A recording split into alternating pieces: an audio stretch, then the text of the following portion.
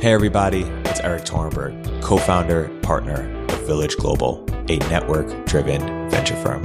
And this is Venture Stories, a podcast covering topics relating to tech and business with world-leading experts.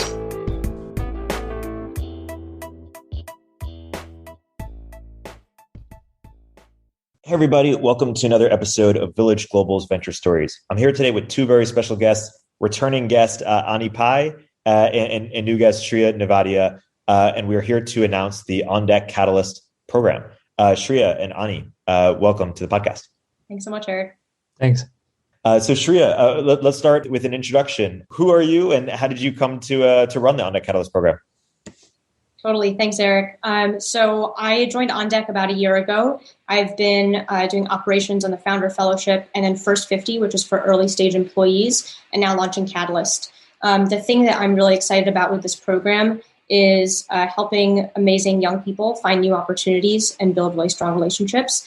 I made my way into tech from a not kind of like feeder school, Tufts in Boston, had really no network in the startup world, and had to kind of hustle my way in, make lots of not so fruitful connections in order to eventually get towards the really high quality ones. And then work at a couple of startups that were not working, but I learned a lot in order to make it here. And a couple of years ago, launched my own company, the Violet Society, where we were helping female non-binary people early in their career start startups and find an amazing community. And that brought me to On Deck and led to me joining the team. Awesome. We're excited to get into some of the principles you learned there as it relates to Catalyst. But first, Ani, why don't you trace your background a bit for people who didn't listen to our other episode as to how you got involved with On Deck? Sure. Yeah. Thanks, Erik, for having me back again. I think kind of the quick summary is, so right now at On Deck, was working on the growth side and then still doing some stuff on the Space Fellowship. And now Catalyst is, I think very linked to both of those things. But just to rewind a bit, I think, I grew up in the Bay Area, but then what was always interesting to me is that in the last 20 years, the Bay Area became sort of this ossified, very secular place. And, you would think that a lot more would be happening, but the opportunities for young people at the same time seemed endless, but also limiting.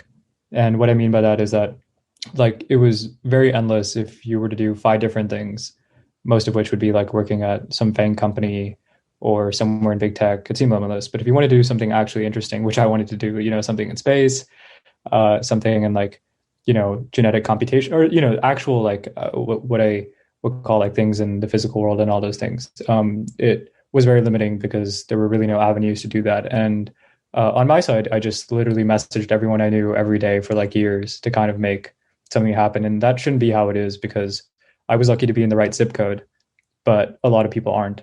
Right. And if there was anything I could do to kind of fix that, and especially as we think toward the future, I think that the future is at the same time going to be very connected and international, but it's also going to be unique in ways we haven't thought of. So I think Catalyst is one of the iconic ways we'll be able to build something there. Awesome. So Shriya, why don't you put some meat on the bones of what Catalyst is and how it differs from a lot of the other communities out there for a similar demographic? Totally. So Catalyst is focused on young future leaders of the industry. So if we had to put a number on it, it's about in the first 5 years of their career. Super welcome to people who are dropouts, career transitioners, something like that. But generally, the program is going to be full of extremely ambitious founders, investors, and operators who want to make a very big impact on the world and who want to leverage technology to do that. So we're looking at a really interesting cross-section of people who probably can't find a lot of others who are like them in whatever circles they're in right now, and bringing them together alongside industry leaders as mentors, guides, and basically super honest workshop leaders and instructors. So I feel love listening to podcast episodes and going to large public events, but at the same time, maybe the experienced people in the industry are not going to be very honest in those. And so we want to give people a more kind of private space where they can tell the truth about things that have gone wrong in the past, and give kind of that insider info to those really ambitious young people. Yeah. And one of the reasons why I'm so excited is because we've been talking about, in addition to the reasons you mentioned, we've been talking about On Deck as sort of taking the bundle that is, Stanford, the bundle that makes Stanford, which is the credentials, the education, the network, and applying it to the life cycle of someone's entire career. And this is really the top of the funnel. You can imagine, people starting here and then, joining any number of programs afterwards. And the flip side of that is that the people who join this program also benefit from all the leaders and all the other different programs and access to that community. And that could be, very helpful, mentor-mentee relationships. And to that end, I want to ask you about how you recommend that people getting out of college think about mentor and mentee relationships. You've both been on both sides of those relationships. What have you learned? Yeah, so I think at the core and kind of the crux of the issue is that, and this is something that OnDeck really tries to solve, is that, there's a problem in economics called the shadow room in macroeconomics, where in economies, you have people that are looking for something and you might find, let's say, the right employer or the right mentor, but they're not ready to receive you, and vice versa, right? And that happens a lot. You might be in a different stage of your career and they're not ready to take you in, and could be in the opposite way where they're looking to mentor and you're not at the right stage of life yet. And so I think what we can do, and I think what's very unique about our position right now, is the world is changing so quickly that no one has any idea what's going on.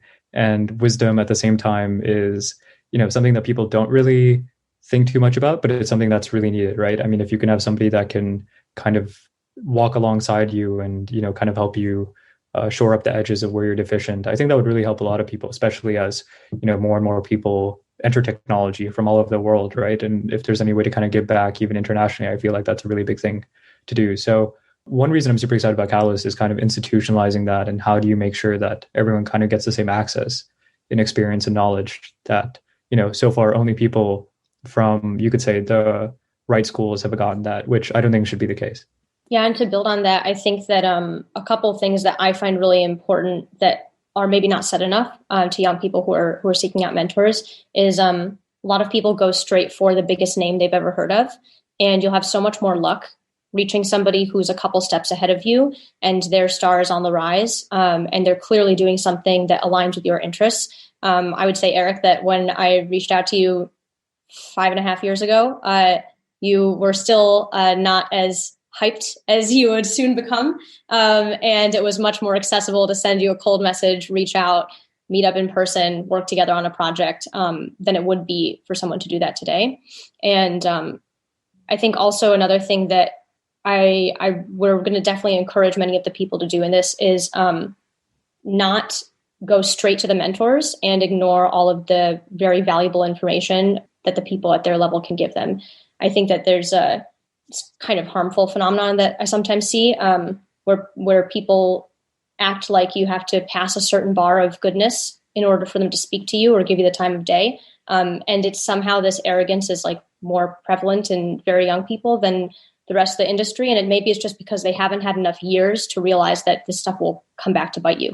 You can't dismiss a lot of people your age and say like, you're not good enough for me to work with you, answer your email, whatever. And so I think that that's another thing. We want to make sure that people are low ego, really generous, and want to learn from each other at the same time as they want to learn from the speakers and the mentors. Well, I would kind of take one hit at the mentor-mentee relationship and kind of how people think about it, which is they think a lot of people I know treat it as a one-way relationship where they're taking from the mentor. Whereas the best people I've ever seen who have pulled off like amazing feats, a lot of them have had mentors, but I think one thing about them was that they had so much value that they could choose who they wanted as mentors. And that's because, and I think one thing we can do really well here is, show people that, you have one life, make it as interesting as possible, do whatever you were going to do in the first place. And the people that resonate with that will find you. And I think that's something that is not really talked about, especially in American life, where it's always like competing against someone else to get something in this very zero-sum fashion. But OnDeck, was made to be positive sum. And I think that's what attracts so many people to the community, which is that, you can be the most interesting person possible, all the while making sure that everyone around you rises up. And I think like a lot of fellowships do seem to have that status, this really egregious status competition. But I think, we're all very aware of this effect and mechanism. So I think, we're well suited to avoid it and pivot out. It's interesting. I've mentored plenty of people and been mentored by plenty of people and still am today, but none of them I even like think about as mentor-mentee relationships. They're just relationships. And we just, we've cultivated them by just having either similar interests, or they were doing something interesting, or they thought I was doing something interesting, or we were just trying to help each other in some way. And so, yeah, just leaning in with the value first and doing something interesting first is important. And then to your other points about, it doesn't always have to be, hey, how can I find the higher the person is on the status poll, the harder it is to offer them unique value, and the less far that value goes in some ways. And so, finding someone peers or even, earlier on in their trajectory than you is more powerful in the sense that if you can really help them, it's much more unique to them, and they'll remember that. And what's amazing about technology relative to some other industries is that the social mobility is higher. And so, Alexander Wang, for example, was an intern at Quora, when he was like 18 or something. And then 4 years later, he's a unicorn CEO.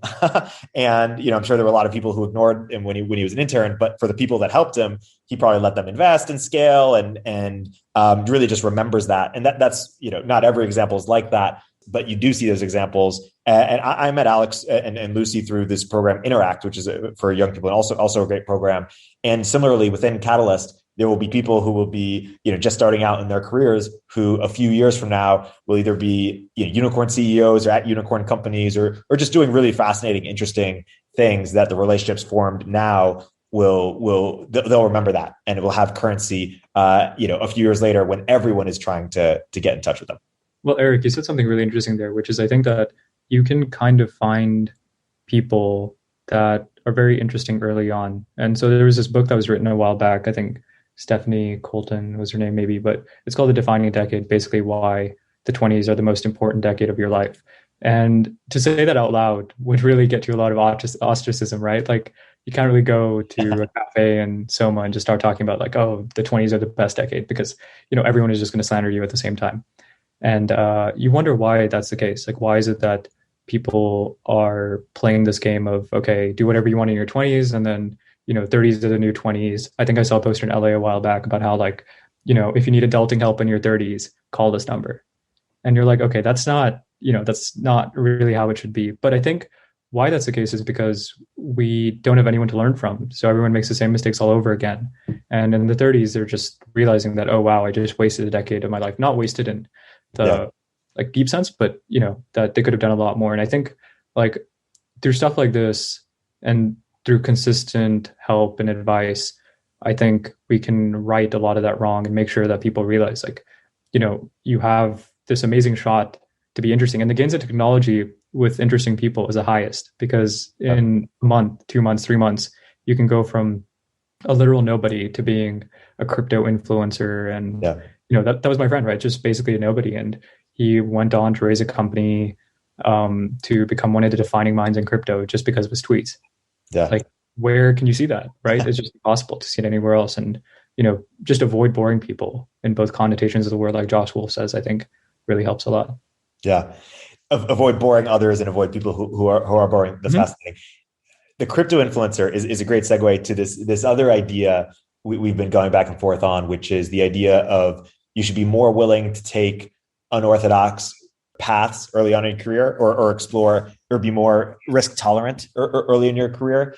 And my formulation of it is, when you're later in your career, you are typically better executor, you have more experience, you sort of have, there's this like career version of Innovator's Dilemma where you're, less likely to take huge risks because you've accumulated all this career capital, the social capital, this actual capital, these responsibilities. Whereas when you're younger, you have more at bats. And so you're willing to in theory, or you should be willing to take more at bats. I spent 3 years of my life, working on this Zoom for freestyle rap company that didn't go anywhere. But, at the time when it was over, I thought I was, this failure, and yet other people celebrated it or just, gave me another chance. And it's we remember people for their successes, not for the things that they didn't succeed at. And particularly when they're taking a big swing, we celebrate the big swings. And so, going back to crypto for a second, what's interesting is that a lot of the crypto influencers or people who, went on to start the big crypto companies or start the big crypto funds were young people. Were young people that didn't have that much going on from them otherwise, that were okay taking that risk because they could. And for other people, it just looked too dumb, or it was too risky. And so being able to look dumb or look silly for a small period of time is an arbitrage opportunity. And there's no better time than when you're just getting started out. I totally agree. I think that one of the other benefits of building that reputation in industry early, like you said, that swing doesn't have to succeed. People respect you for the swing itself. And then you've already laid the groundwork if you still continue to try and solve that same problem or build up in that same industry. I think that it's pretty hard for someone in the startup world to continue trying to solve a problem and listen to others' good advice for years and years and not eventually succeed. I think that as long as you're working super hard and looking around and actually responding to different signals that you get, it's almost inevitable that something good will happen eventually. I think that one example that I think of for my own life is this idea of being a community builder and community leader it didn't really exist, and it wasn't really respected in the world of startups maybe 5-10 years ago. It wasn't a lucrative career path. It was you could start a nonprofit, run a JavaScript community. And that got you some social capital, but I don't think it was nearly as highly valued as it is today, where tons and tons of early stage investors, founders, and super connectors are all using that as a badge of honor. And the people who are ahead have been doing that for 10 years already, rather than trying to get on the community bandwagon right now. Yeah, it's interesting Shriya says that, because there is this dialectic between tech and Hollywood where it's there's that Spider-Man meme where it's they're both pointing at each other, and it's you can't really tell the difference, right? They both look exactly the same. But I think the other thing that we want to add onto Catalyst, just like Shriya was saying, is this sort of, I see the future going in two ways. For the people who've read my stuff or the last episode I did with Erik, I think the two main themes were the future will be way more international than people think. The population of Pakistan is bigger than that of Brazil. So just as a word of warning, it's just going to happen this decade where all those people will be on the internet. That's first. The second thing is the next decade will be littered with hard technology, and it'll be filled with people actually working on deep problems, like Chamath, when he talks about solving inequality and climate change. The only way to do those things are not through writing more computer code. In fact, it's actually through building very complicated systems to solve the hardest problems that the world has ever known. And so some of those areas we've thought about, and for me, it might even be stuff like additive manufacturing, 3D printing, or space manufacturing, or one of my interests is in creating a competitor to TSMC and stuff like that. And those are all the themes that I think we can add in the fellowship to make this actually interesting for people that do want to build the future, right? Because the future won't look like the past. It has to be actually different. It's interesting. One example of someone who's done this really well is our mutual friend and on deck fellow Alex with NFTs, and he personally made a personal token of himself, and a lot of people sort of gave him, were skeptical of that, but he's often been pursuing these sort of unorthodox sort of projects, and now he's sort of pursuing NFTs at a time where everyone else is now coming around to it. And he's had, a year plus head start of thinking about it, building credibility within the community, et cetera. He's an amazing example of someone who was, willing to look dumb for a short period of time and already in a short period of time, looks very smart. Well, to that end, a lot of people receive a lot of career advice. Sure. What do we think are some bad advice as it relates to either starting a company or otherwise charting your own path? Totally. One that comes to mind is when Elon was on Clubhouse, a lot of very interesting nuggets. One that I thought was useful to a point, but maybe not always applicable, was when someone said, what would you say to people who want encouragement to be a founder? And he's if you need encouragement, don't be a founder. I think that's totally fine to tell people maybe who are a bit older, but for people who are young and starting out, I think that what is underestimated is that it does take confidence to think that you alone can make a gigantic impact on the world, that you can lead a unicorn company, that you can run a gigantic fund. It's just that maybe the people who have done that, they forget all the people who gave them the confidence boost and who helped them along and said, like, yeah, of course you can do it. Like, yeah, like you're special, you're smart, whatever it was that helped them feel empowered to do that. And so I think it would be nice if we didn't have such revisionist histories, and we were a little bit less Harry Potter chosen one kind of oriented, and we were a little bit more like Steve Jobs' quote where he says, everything around you in this world that we call life, it was made by people no smarter than you. That's something that I would definitely index on a little bit more heavily than like some people have the it factor, some people don't. Oh, if one person said you didn't, sorry, you're screwed. Don't try. I think that's why so many people, to go back a bit, choose to do on deck, because it's almost like exponentially applying the Silicon Valley mindset to all these different fields that, you know, were ossified by bureaucracy or by like 5 gatekeepers, and they can't really do anything, right? But then, you know, the model here has always been help people and move fast. And if you have a sufficiently high tempo and you're just helping lots of people, there's literally no choice but for you to succeed. Like, it's like a literal fact that if you just keep doing that, one of my friends told me recently that he was like, in the last 30 years of being in the Valley, everyone who kept trying eventually made it. People made it at different times, sure.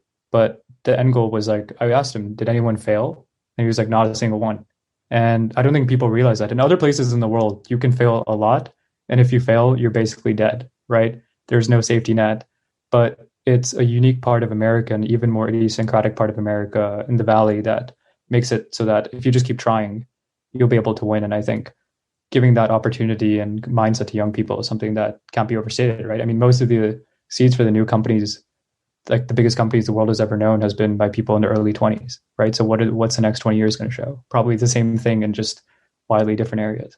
And I think part of what keeps that feedback loop going quickly is learning from other people and hearing from other people and keeping kind of like a pulse on the industry as a whole. Up and coming verticals, areas that you should double down on.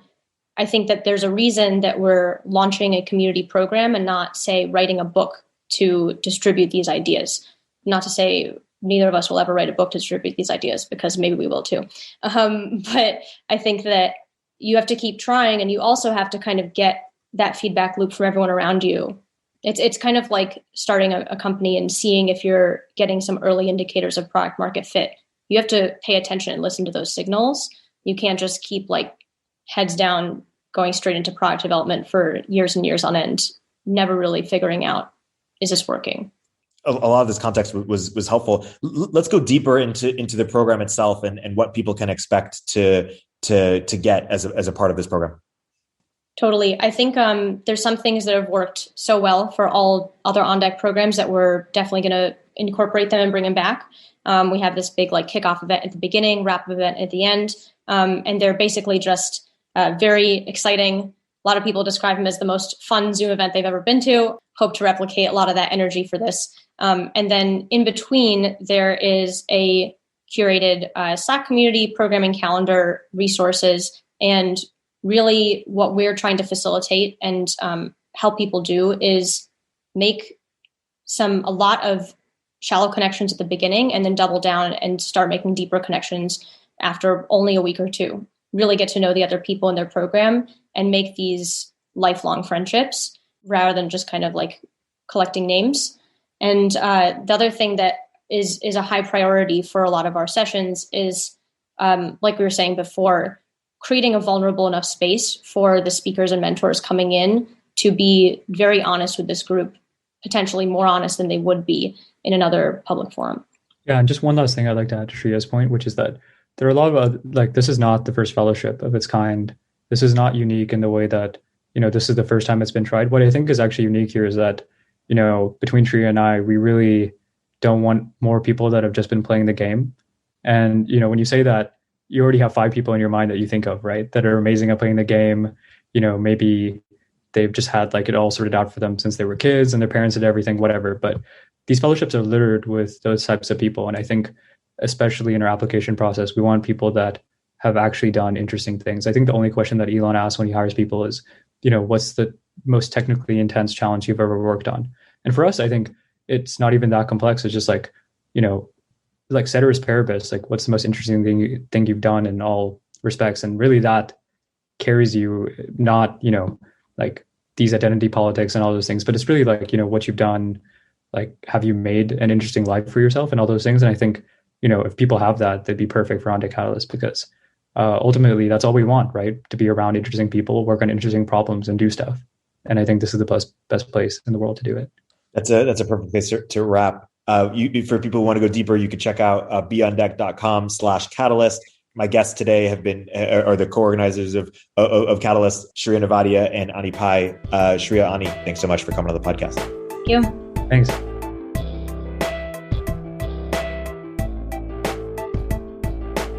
If you're an early stage entrepreneur, we'd love to hear from you.